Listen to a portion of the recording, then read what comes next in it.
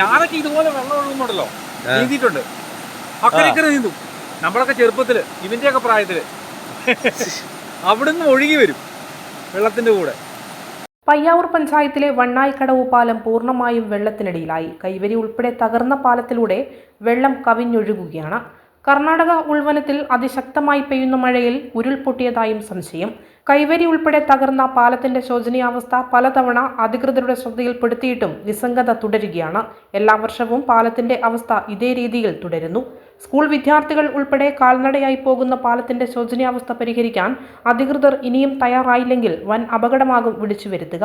പാലം വെള്ളത്തിനടിയിലായതോടെ പ്രദേശം പൂർണ്ണമായും ഒറ്റപ്പെട്ട അവസ്ഥയിലാണ്.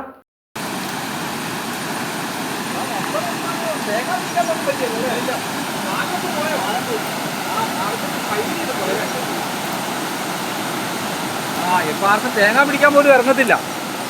അല്ലെങ്കിൽ ആൾക്കാർ പാലത്തെ കയറി നിൽക്കുന്ന തേങ്ങ പിടിക്കാൻ. അപ്പുറത്തോട്ട് പോകാനും പറ്റിയല്ലേ? നടന്നു മേലെ ആടിപ്പോയ ആള് പോയില്ലേ. പിന്നെ നീന്തൽ അറിയാമെങ്കിൽ രക്ഷപ്പെടാം. ഞാനൊക്കെ ഇതുപോലെ വെള്ളം ഒഴുകുമ്പോണ്ടല്ലോ നീന്തിയിട്ടുണ്ട്. അക്കരക്കര നീന്തും. നമ്മളൊക്കെ ചെറുപ്പത്തില് ഇവന്റെയൊക്കെ പ്രായത്തില് അവിടുന്ന് ഒഴുകി വരും വെള്ളത്തിന്റെ കൂടെ.